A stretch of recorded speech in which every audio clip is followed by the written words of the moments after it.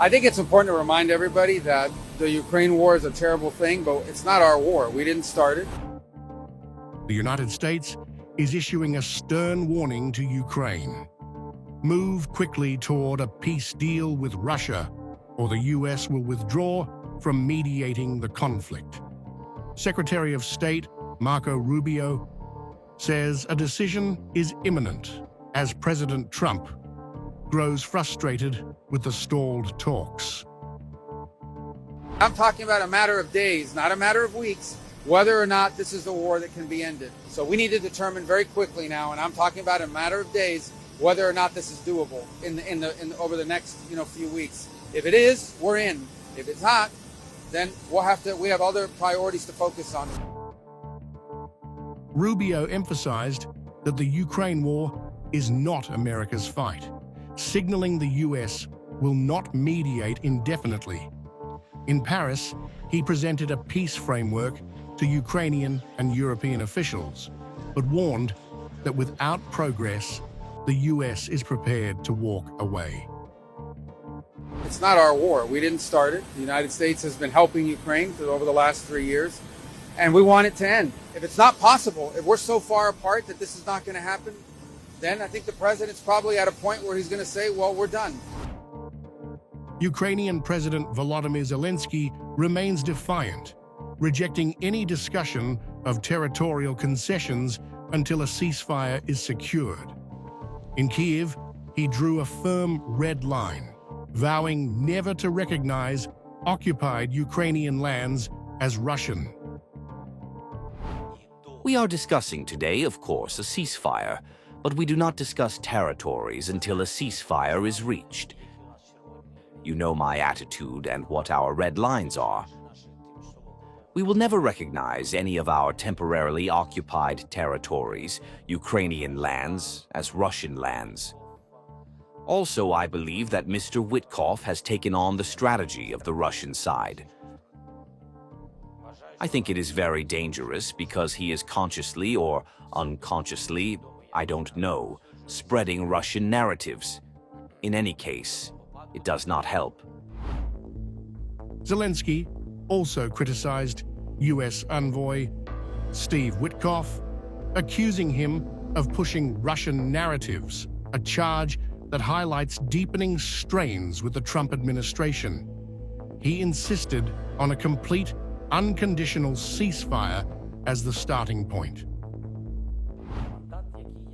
The mandate that I gave them is to discuss the issue of a ceasefire, including various formats, preferably a complete ceasefire, unconditional.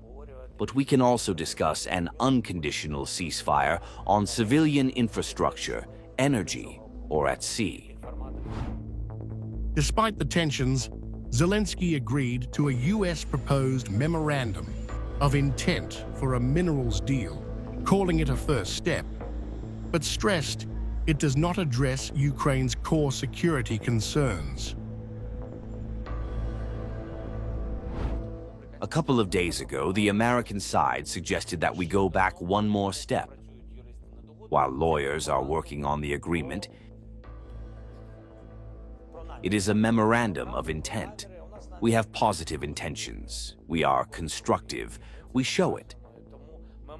That's why it's the memorandum of intent, not the agreement itself. But the memorandum of intent can be signed online today. It is today. Our side said okay. The Deputy Prime Minister is working with the American side on the text. But honestly, I think this memorandum is an important first step. Why shouldn't both countries agree? President Trump, openly critical of Zelenskyy, has clashed with him over Ukraine's stance. A February 2025 White House meeting saw Trump and Vice President J.D. Vance accuse Zelenskyy of ingratitude, briefly halting U.S. aid before a limited 30-day ceasefire restored ties. And I don't hold Zelenskyy responsible, but I'm not exactly thrilled with the fact that that war started. That was a war that would have never started if I were president. You'd have millions of people living right now that are dead.